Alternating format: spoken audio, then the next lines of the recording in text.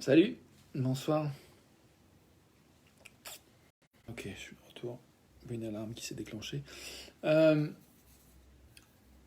Place au plaisir simplement.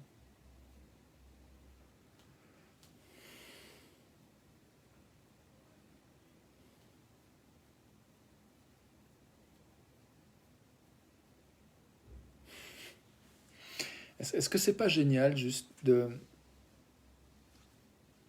s'autoriser à jouer avec la notion même de plaisir accessible ici et maintenant? Et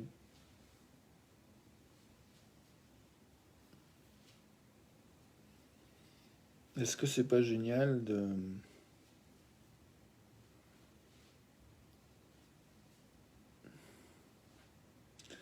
se sentir complètement libre de savourer tout ce qu'on est en train de kiffer maintenant, de savourer tout ce dont à ce à quoi on prend plaisir en cet instant, ici et maintenant.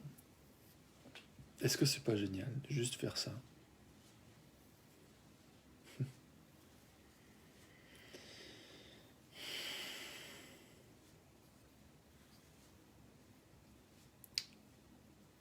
J'ai du plaisir à me dire, en fait, il n'y a rien à rajouter, ma vidéo elle est parfaite comme ça, je peux m'arrêter là.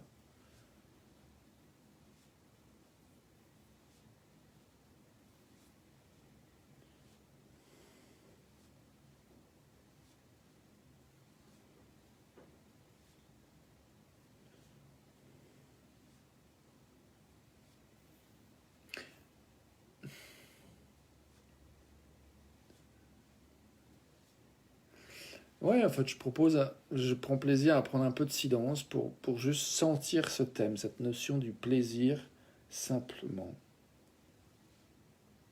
maintenant.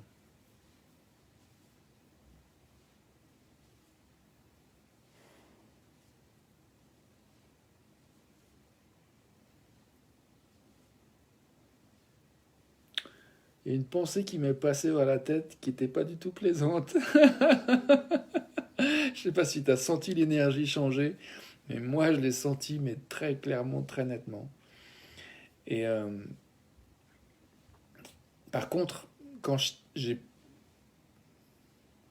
pris la décision et le moment qui a suivi la décision de reconnaître ça, qu'il y a une pensée qui m'a déplu, que j'ai pensé, le fait de te le dire, j'ai retrouvé le plaisir en fait. Il y a comme si, je sais pas si je vais expliquer, j'ai juste retrouvé le plaisir. Voilà. Je trouve que c'est magique des fois. Simplement reconnaître en fait ce qui se passe. Même si justement des fois ce qui se passe c'est quelque chose qui ne nous plaît pas. Il peut y avoir du plaisir dans le fait de reconnaître que quelque chose ne nous plaît pas.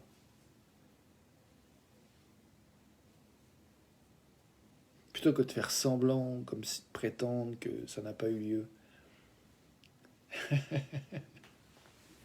Je suis très content de moi. Je suis très content de ce moment, je suis très content de cet espace de partage avec toi. J'apprécie la belle journée que j'ai vécue aujourd'hui. Je sais plus ce que j'ai fait hier, mais je crois que j'ai vécu aussi de très belles choses.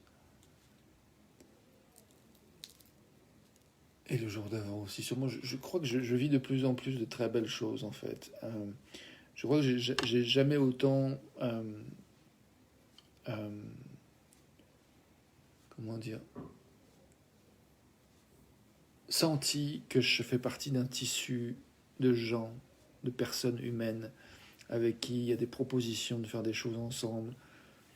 J'ai jamais eu autant eu ça dans ma vie, ou peut-être là, ce qui me revient, c'est des souvenirs de fin d'adolescence avec les potes ou de lycée. Effectivement, quand tu es au lycée bah, ou au collège, tu vois beaucoup de monde tous les jours. En fait, t'es pris dans. Là, moi, ça fait plusieurs années ou dizaines d'années que j'ai décidé d'être indépendant. Et en tant qu'indépendant, c'est le choix d'avoir du coup d'être libre de ma structure, de comment je m'organise. Et, euh, et j'ai passé par beaucoup de moments de solitude en fait. Et je pense qu'il y a Non, je crois que j'ai pas envie d'aller expliquer plus que ça. Juste, je reconnais en fait que je suis pas. Il y a eu un moment de longs moments dans ma vie où euh, je savais plus où trouver en fait, avec qui j'avais envie de passer du temps, comment j'avais envie de passer du temps avec des gens. Et du coup, j'ai passé beaucoup de temps où, faute de savoir, ben, bien souvent, je choisissais la solitude. Et là, voilà, je- quelque chose a changé dans ma vie où, alors je pense que le Covid y est pour beaucoup, toutes ces histoires de passe sanitaire qui impliquent justement de trouver des solutions, de trouver d'autres formes de socialisation que celles qui ne sont plus proposées à ceux qui ne sont pas vaccinés contre le Covid. Euh, Bah, ça a demandé effectivement de la créativité qui, je pense, est vraiment à émerger et s'est manifestée. Et du coup, il y a des choses qui sont plus facilement repérables et plus facilement repérables. Enfin, c'est plus facile. Ouais, c'est plus visible pour moi de trouver des choses qui sont en accord avec mes valeurs, avec ce que je veux. Et en particulier, pour moi, la notion de l'autonomie, la notion du respect du rythme de chacun, la notion de respect des croyances de chacun est quelque chose qui est essentiel. Et Et je vois qu'il voilà, c'est difficile encore de créer, de soutenir le dialogue euh, quand on a des points de vue des fois radicalement opposés, des visions du monde qui diffèrent, des visions de l'approche de la santé, des visions de, de ce qu'est être solidaire qui diffèrent. Et moi, j'aime bien soutenir le respect de la diversité. Et je trouve que du coup, là, il y a vraiment clairement quelque chose qui se dessine dans notre tissu sociétal, humain, qui permet de rendre vraiment visible, plus clairement, les gens qui sont sur la même longueur d'onde que moi, en fait, en termes de désir, de respect de la diversité. Euh, et qui aussi cherchent à cultiver une certaine forme d'autonomie plus grande, et qui aussi sont conscients qu'on est interdépendants et on s'impacte les uns les autres, en fait. Et j'ai du plaisir à te parler de tout ça, en fait.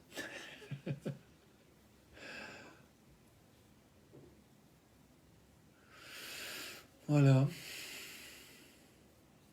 J'ai eu des très très très belles conversations, effectivement, hier. Euh,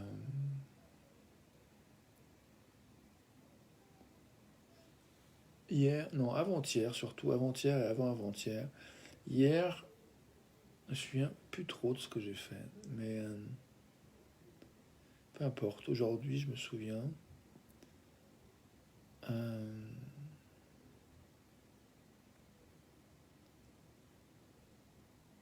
je me souviens, hier soir, j'ai fait un post sur la notion de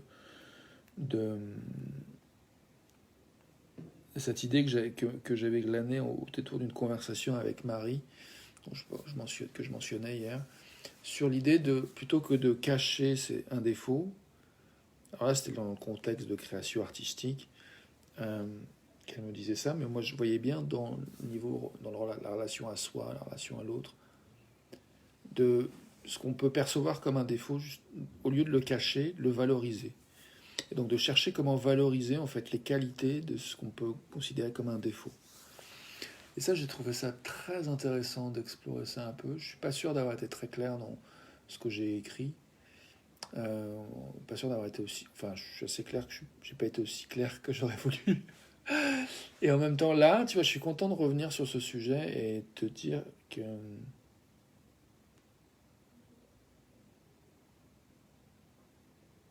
Je sais plus ce que je voulais te dire d'ailleurs sur ça. Oui, ici. C'était hier soir, j'ai identifié qu'il y avait un endroit où j'ai bien des fois eu un comportement que je vois comme un défaut, encore, une partie de moi en tout cas voit comme un défaut, qui consiste à parfois être épuisé le soir et au lieu de me coucher, bah, des fois je tire sur la corde encore plus, je me fatigue encore plus, je fais des trucs qui me satisfont pas forcément. Je suis un peu ivre de fatigue et, euh, et les heures passent, les minutes passent, les heures passent et j'arrive tard dans la nuit. Le lendemain, je suis éclaté parce que je me réveille tôt de toute façon, quelle que soit l'heure à laquelle je me couche finalement. Je suis pas comme certains qui peuvent dormir jusqu'à 15 heures. Non, moi j'arrive pas à dormir comme ça. Il y a la chienne déjà qui me réveille vers 7h, 7h30 en général, et qui a envie de sortir. Et ce matin, je me suis réveillé hier, je me suis couché finalement quand même tôt en fait. J'étais crevé. Et je voyais que je me torturais, justement. Et le fait d'écrire sur ce sujet, de valoriser le défaut, ça m'a permis de voir que bah, cette problématique pouvait devenir le sujet de mon texte. Et je voyais qu'en même temps que j'écrivais, j'étais de plus en plus épuisé. Donc j'étais en plein dans le défaut. J'essayais de valoriser ça et je ramais parce que j'étais vraiment crevé. Et donc, cela dit, j'ai quand même réussi à finir mon article, à le poster et à 22h18 à éteindre les lumières et à m'endormir dans les 10-15 minutes, je pense. Et du coup, bah, à 4h30 du matin, je me suis réveillé. Je rêvais et puis quelqu'un a crié dans mon rêve et ça m'a réveillé. Et j'étais agacé, je me suis dit, quand même, il est tôt. Et puis après, j'ai checké l'heure. Enfin, il me semblait que c'était tôt puisqu'il faisait encore nuit. Et j'ai vu l'heure, effectivement, c'était tôt. Et puis je me suis dit, mais en fin de compte, j'ai dormi un peu plus de 6 heures. Je suis reposé, en fait, je suis bien. Je vais méditer. C'est l'occasion de méditer tôt. Et comme ça, il y avait un dilemme, une décision que j'avais envie de prendre par rapport à aujourd'hui. J'hésitais entre deux activités. Et je sais que c'est quelque chose que j'ai beaucoup fait, de me torturer dans l'indécision et à me raconter, donc sous forme de défaut, encore une fois, un défaut qui était j'arrive pas à me décider. Et là, j'avais vraiment comme. Je me suis réveillé en me disant je vais méditer, je vais éclairer, je vais laisser faire. Est-ce que bref, je te raconte ma life et je suis pas sûr que j'ai envie de résumer en fait.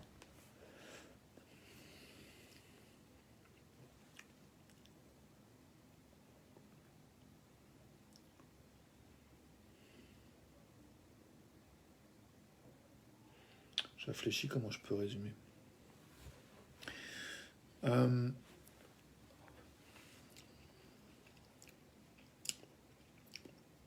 Ce que je peux dire, c'est que le sujet de cette vidéo, c'est le plaisir, c'est l'exploration du plaisir et faire place au plaisir. Et ce que je peux dire, c'est qu'il y a quelque chose qui, pour moi, a switché, c'est-à-dire que je me suis dit non, j'ai pas envie de me torturer. J'ai envie de me faire du bien. Et je vois que j'ai eu une conversation avec une de mes partenaires d'écoute préférés hier soir qui m'a vraiment fait du bien, qui m'a vraiment permis de contacter un endroit d'écoute, d'accueil, d'empathie, du coup qui m'a permis de mieux comprendre en fait ce qui était important pour moi, où j'avais eu une interaction vraiment très douloureuse aussi hier. Et j'ai compris des choses vraiment qui m'ont interpellé, où parfois je peux être dans des dynamiques où l'exemple qui me vient, c'est l'exemple de mon ballon d'eau chaude dans mon bain des fois. Des fois, mon ballon d'eau chaude est vide, quasi, et je suis dans mon bain refroidi. Et il y a comme une partie de moi qui se souvient de comment c'était bien, quand c'était chaud, que l'eau était bonne, et du coup qui rêve de se réchauffer en mettant de l'eau chaude, mais il n'y en a plus. Et donc quelque part, c'est comme si je m'accroche à cet espoir de revivre quelque chose qui a été bon, mais mais il n'y a pas les ressources pour vivre ça, pour vivre cette chaleur. Et je vois que du coup, des fois, ça prend du temps avant que je m'autorise à sortir de mon bain, sortir de cette eau où je me suis refroidi, et je peux passer des fois, voilà, des fois me torturer à rester dans ce froid et dans cette attente, cette frustration de retrouver du chaud, puis en même temps, il n'y a pas les ressources. Et je vois que c'est vraiment un truc, un défaut, je vais appeler comme ça, volontairement, euh, un défaut de vouloir parfois dans les dynamiques relationnelles, alors que parfois il y a eu des choses vraiment très chouettes, très chaleureuses, très aimantes, très douces, avec des mots doux, une connexion, Et tout d'un coup, il se passe quelque chose qui fait que dans la dynamique, ça n'est plus accessible pour un temps. La chaleur, la douceur, les mots doux, ça ne vient plus. L'empathie, ça ne vient plus. Et alors, il y a le souvenir il y a eu ça, donc ça devrait être là. Et en même temps, ben, ça l'est pas. Il n'y a plus les ressources dans la dynamique, dans la relation, chez l'autre, chez moi. Et du coup, ça rame, ça patauge dans la semoule, c'est pénible, c'est douloureux. Et j'ai vu que ça, c'est un mécanisme qui m'a vraiment beaucoup fait mal et qui s'est mis encore un peu à l'œuvre hier lors d'une interaction avec une autre partenaire d'écoute avec qui on a repris une communication vraiment beaucoup plus chouette que, qu'il y a de nombreux mois. Enfin, en tout cas, on a repris le chouette et on a un peu réussi à se débarrasser un petit peu du moins chouette. Et en même temps, bah, hier, le moins chouette est un peu ressurgi. Et, euh, et du coup, bah, il n'y avait plus d'eau chaude dans le ballon. Et heureusement, j'ai trouvé d'autres sources, j'ai trouvé d'autres ballons d'eau chaude avec une autre partenaire d'écoute. Et j'ai pu vraiment me réchauffer de l'intérieur, retrouver l'accès à ce qui est important pour moi et comprendre en fait ce qui se jouait pour moi. Et après, on n'est pas tous égaux en fait. Boris Cyrulnik disait qu'effectivement, il y a certains d'entre nous qui ont développé une forme de résilience très forte dans les 3 premières années de leur existence, et d'autres bah, qui n'ont pas vraiment eu ce soutien, qui sont nés dans un contexte où le soutien, l'encouragement n'était pas vraiment. Il n'y avait pas beaucoup d'eau chaude dans le ballon, familial ou contextuel. Et du coup, bah, c'est plus dur. Alors, en tout cas, je sais que pour moi, il y a des moments où bah, j'y arrive pas seul. Et je sais qu'on est nombreux dans cette situation. Et je ne sais pas s'il y a qui que ce soit qui peut y arriver seul tout le temps, je pense pas. Mais en tout cas, voilà, il me semble qu'il y a des gens qui sont un petit peu plus résilients que d'autres. Et la bonne nouvelle, c'est que même si on est moins résilient que d'autres, il y a des choses qui peuvent cultiver et nous aider à développer notre résilience en fait. Et qu'il y a des comportements, des fois, qui viennent nous taper sur la gueule euh, sans le vouloir. Et qui vont après te raconter que la violence est en toi, bien sûr qu'elle est en moi, bien sûr qu'il y a du mal en moi, bien sûr qu'il y a de la souffrance en moi. Et il y a des choses qui font du bien. Et il y a des choses qui mettent de l'huile sur le feu. Et si je pense à juste cette notion de plaisir là maintenant, je dirais que j'en ai assez dit par rapport à cette histoire de ballon chaude et de dynamique relationnelle. Là, j'ai juste envie de dire que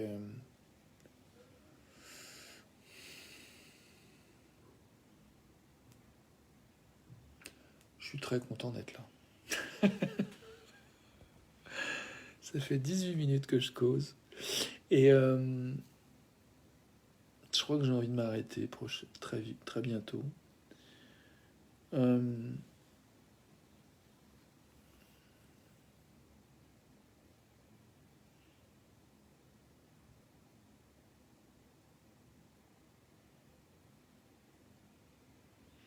je prends le temps de goûter un peu de silence encore avec moi, avec toi.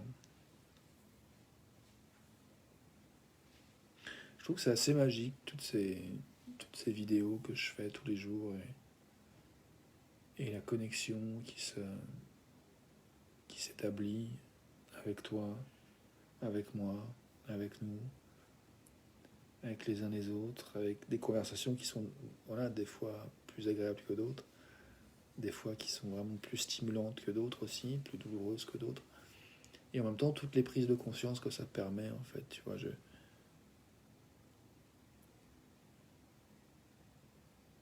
ouais, j'apprécie, j'ai du plaisir de voir que euh, même voilà, tous ces moments où il y a plus d'eau chaude dans le ballon, pour faire un petit bain confortable dans les relations, ben, c'est aussi ce que je vais chercher quand je fais mes bains froids. C'est-à-dire que quand je me mets dans l'eau froide, je vais stimuler mes extrêmes et du coup, confronté à des relations où des fois, bah ouais, il y a plus d'eau chaude, et du coup, ça devient froid et un peu glacial, des fois un peu brutal. Ben, il y a en même temps quelque chose qui est cultivé. Et c'est vrai que ce qui est important, c'est d'aller explorer nos limites d'une manière euh, qui est, qui est dans le contexte de nos capacités adaptatives. Si ça va au-delà de nos capacités adaptatives, c'est là qu'on peut se blesser, c'est là qu'on commence à se faire vraiment du mal, qu'il y a de la souffrance. Et c'est pas l'idée. L'idée, c'est vraiment. Voilà, moi, je ne vais pas me torturer quand je me mets dans l'eau froide. Je cherche vraiment à explorer mes limites dans un contexte qui dépasse pas mes capacités adaptatives. Et si des fois je dépasse un petit peu ou beaucoup, bah j'aime pas trop. Par exemple, hier, je me suis baigné, j'ai eu une douleur à la cuisse, en fait, la cuisse gauche, à l'intérieur de la cuisse. Il y a une réaction en fait de mes muscles qui font que c'est devenu très douloureux. En fait, j'avais du mal du coup à nager et puis même en marchant après, et je l'ai ressenti un petit peu aujourd'hui en renageant. Et du coup, j'ai été moins loin pour nager. Je dis, voilà, je me ménage, nage moins. Et j'ai vu que, bah, en fin de compte, j'avais encore la douleur s'est un petit peu manifestée, mais beaucoup moindre. Donc j'ai vu aussi que le repos que j'avais décidé de m'octroyer hier après cette expérience du froid où j'ai eu mal à l'intérieur de la cuisse gauche, j'ai vraiment pris une décision de dire, bah, ok, mon corps me parle, je lui laisse le temps de s'adapter, en fait, de se régénérer. Et ça fonctionne en fait. Aujourd'hui, je me suis rebaigné, j'y pensais plus en fait, et j'ai ressenti la sensation que en me mettant dans l'eau, mais moindre. Et du coup, je vois bien qu'il y a une espèce d'évolution, de progrès, et j'apprécie voir ça. Voilà. Donc encore une fois, c'était sur cette idée d'explorer nos limites et en même temps, voilà, d'être vigilant par rapport à quelles sont nos limites. Et je crois qu'au niveau relationnel, c'est aussi important de savoir respecter nos propres limites et les respecter de manière honorante de soi, de l'autre. Et que des fois, c'est pas évident d'arriver à identifier ses propres limites, d'arriver à identifier ce qu'on a besoin, et du coup d'avoir, quand on est allé au-delà de nos limites et que du coup il n'y a plus d'eau chaude dans la relation et que du coup dans la relation on n'arrive plus à créer une dynamique qui est saine dans le sens qui favorise la régénération, et bien qu'au contraire ça accentue de la fatigue, de l'épuisement, de la douleur, de la souffrance, et que ça aliène complètement, ça te donne l'impression d'être dingue, ça peut en venir à faire des folies, quoi, à avoir envie de cramer l'autre, et parfois des choses horribles arrivent, quoi. Donc moi c'est aussi un endroit où j'ai envie d'œuvrer, tu vois, de, d'aller dire les endroits où il y a comme ça de la violence, de la souffrance, et de la violence qui vient d'une souffrance et de manque de ressources, de manque d'eau chaude, de manque de capacité à, à laisser s'apaiser ce qui a besoin de s'apaiser, mais au contraire, des fois il y a une dynamique qui fait que ça rajoute de l'huile sur le feu et que ça devient la folie. Euh, qui est finalement une forme de violence. Je trouve que quand rajouter de l'huile sur le feu, quand il y a quelqu'un qui est en souffrance et ne pas le voir, ne pas voir que l'autre a dépassé ses limites, c'est quelque part un manque de capacité de soin. Et, euh, et ça arrive, parfois on est dans un manque de capacité de soin, de soi-même, de l'autre. Et donc je trouve super intéressant d'avoir